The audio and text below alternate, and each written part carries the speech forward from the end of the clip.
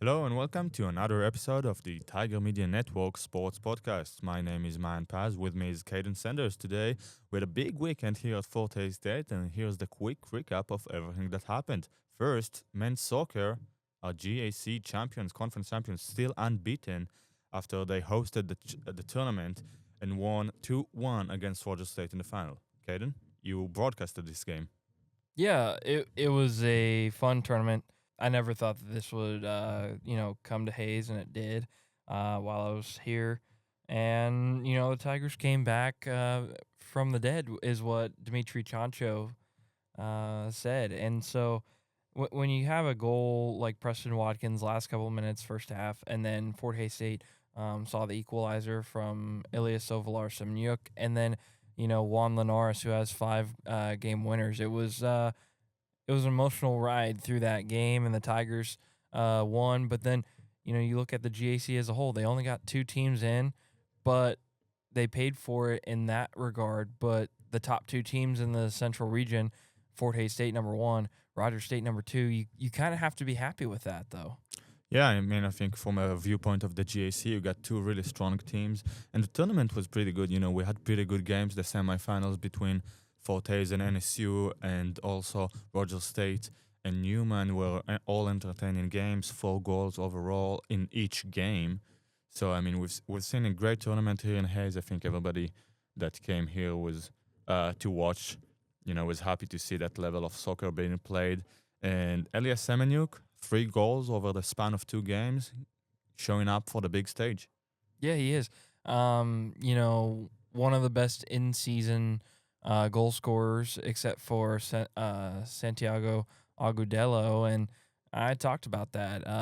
We haven't seen that level of efficiency on the front line like we have since that 18-19 season when he was here. But I mean, it's awesome to see. The front three, Bastian Karlman, Juan Linares, and Ovalar Semyuk, have nearly accounted for half of the goals, but yet 11 of the 17 game winners. So it's interesting to see. But then, you look at the NCAA tournament as a whole, at least for the first and second round, it's no gimme. Like Coach Alex Nichols said, you got McKendree, who was a Final Four team, lost to the national champions last year. And then you have UIndy, and UIndy has had a good program over the years. The GLVC, the Great Lakes Valley Conference, they have 5 teams. Half of the tournament for the Central Region is GLVC teams. And so this will be interesting. If Fort Hays State were to get past McKendree and UIndy, they actually go up against Maryville or Rockhurst. So, I mean, I don't know how I feel about that. But then you look on the other side for Rogers State. You got Cedarvale, who was previously unbeaten. You also have Lincoln, who was previously unbeaten going into the conference tournament. And then some other teams as well, like Northern Michigan, who's writing their story of a Cinderella season. Yeah, but I think now it's do or die. It doesn't really matter when you face the strong team. Obviously, I mean, you do want to start with some weaker teams as well. But at the end of the day, you got to win every game, whether you face you Indy or McKendree or whatever team in the first, second, third round. It doesn't matter. You got to beat them. You got to beat them all if you want to be the best. And Fortes does want to do that, and I think they can, because the thing that separates them, in my opinion, is not only the offense, where they scored an astonishing number, 59 goals in 20 games, but mostly the defense. They barely concede any goals. They hold almost half a goal per game, and so that's the thing that separates them, and in my opinion puts them in contention to actually win the championship. And we will see that first, second, and maybe third round here in Hayes, Kansas. All depends on the results. If Fort Hays wins the second round, we'll also see the third here on our campus in the Fort Hays State University soccer facility. And we had a few other events also on campus and off campus this weekend. Big weekend for basketball. Let's start talking with men's basketball. They won one and they lost one. They actually won against the team that Coach Johnson was concerned about Southwest Minnesota State, the number 9 team. Before the game, he told me that he believes they should be ranked above 9, and they won that game 65 56. And a big player that was big in that game was Javari Martino.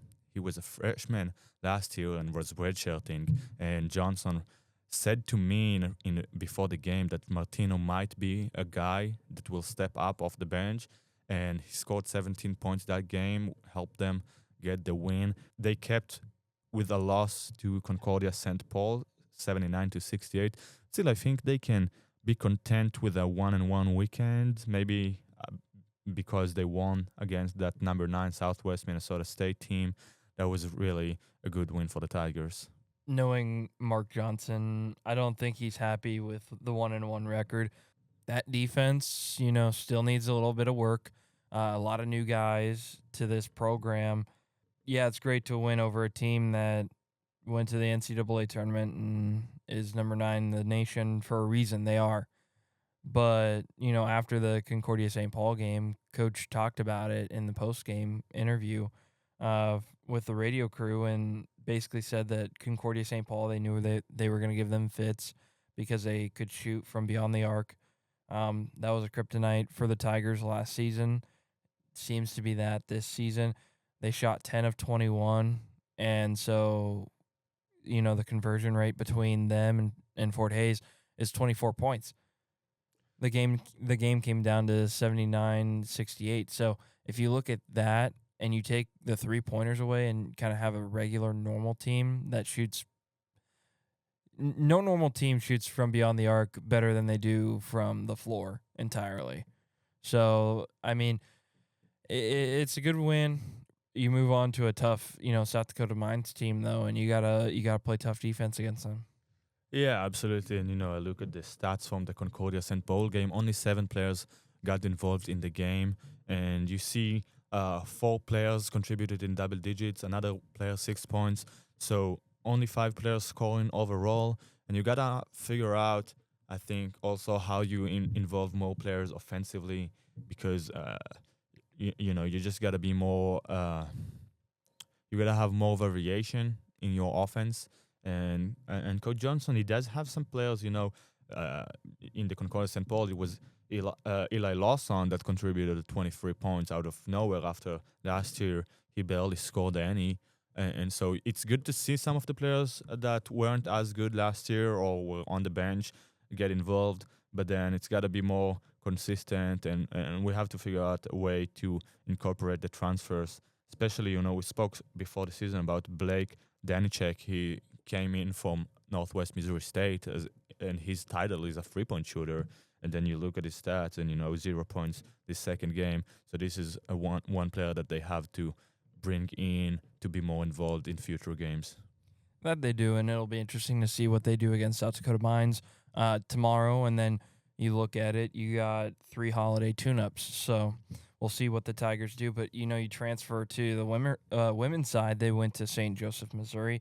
They took on a number 11 team in Concordia St. Paul. They won that game in the first outing, except for, the Kansas exhibition. And then you take on a Sioux Falls team, pretty decent, both NSIC schools, and, some tough competition. I'm pretty happy with it. Watched a little bit of their games. Seems like the freshmen are really coming along, but Telexa Weeder is still Telexa Weeder and is a scoring machine, scored 36, her career high, one of the best scoring outages we've seen in the Tiger program in at least a couple decades. Yeah, and she added 29 points against Sioux Falls. And you look at the percentages too, 13 out of 20 field goals, in the 29-point game, and then 10 for 18 in the 36 points game, including 2 3-pointers. She's really an overall good player all around. And it wasn't as noticeable last year, because we had Olivia Hollenbeck, Katie DeGarmo Wagner, that were also so good. And so Telexa Weeder found her way this year, and she already shows how talented she is. I think she's one of the best scorers I've seen in women's basketball in the NCAA D2. And you spoke about the freshman. Well, Olivia Mortensen, that was a name that was mentioned to me by head coach Talia Kars just before the season started. So 13 points against Concordia St. Paul, and then 22 points against Sioux Falls, and again 8 of 11 from the field, 4 3-pointers.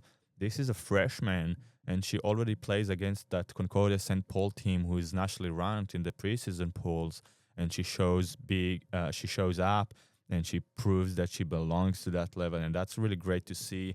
Obviously, it's still a long season to go, but the women's basketball team coming in ranked ninth in the preseason polls couldn't have hoped for a better start. They got many players involved. Alexa Witter is just playing a different level basketball right now, and yeah, they will also continue to play against Eastern New Mexico and William Joel uh, this upcoming weekend. And those might be games where they can kind of test maybe more players and put more players from the bench, especially those new freshmen.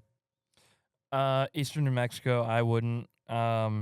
They made it to the NCAA South region.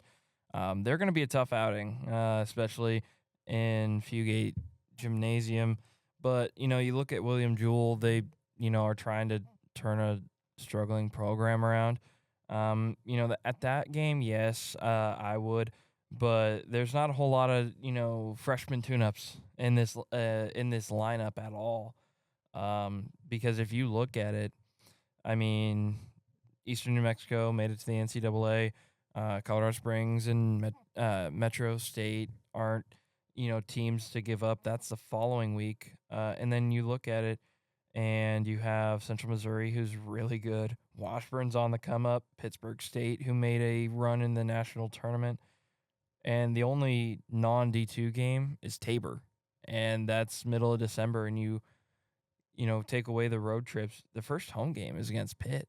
I mean, how do you set yourself up for that, especially being, middle of December, first home game, and then, being a rival, and two, a really good program that is being ran at really high efficiency right now. Yeah, and that's going to be a challenge to see. And so let's talk about football a little bit. They just concluded their season, they managed to win against Emporia State on the road. So they finished, a long season that went up and down all over the place a little bit. They finished with a positive record, hoped to be in the postseason NCAAs at the beginning of the season. Lost a few games, but that's how the season goes sometimes, and they finish against Emporia State. At least they got a win. Great defensive display in that game. Yeah, it was, and there's not a whole lot of give up mentality with Coach Brown, and I kind of figured that that's how it was gonna go. More of a defensive battle, even though Coach Higgins and Brown don't really see eye to eye, I guess. Long tenured coaches in the MIAA, but Higgins is more offensive, and Brown just was able to have a defense that came up in the clutch in Emporia, especially no weather effects or anything like that. So it was a good football game for both sides, and the Tigers get the W today or this past weekend, 13-7. Yeah, and so, a positive note to end the season. We will talk more about football as we go into the off season. We'll see and follow how they move in terms of transfer portal and freshman incorporation, spring workouts. It's going to be interesting to see how the Tigers try to turn this program and move it up in the ranks next year as well. A team that did win also last weekend and in the last minute made it to the MIAA playoffs is the women's volleyball team. They lost the first game of the weekend to Missouri Western 3-0. That's a nationally ranked team, Missouri Western, a tough loss. But then they played against Northwest Missouri State in a do or die game, almost a playoff before the playoff game.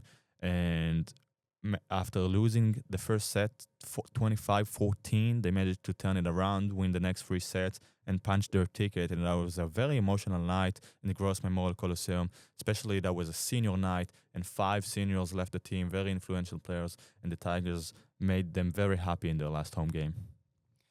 Yeah, I being here for a lot of Jessica Wood Adkins' tenure here, the seniors mean so much because they become leaders, and that's what she wants out of her program. And getting that specific win, especially against Northwest, who was also looking at making a MIAA, tournament bid.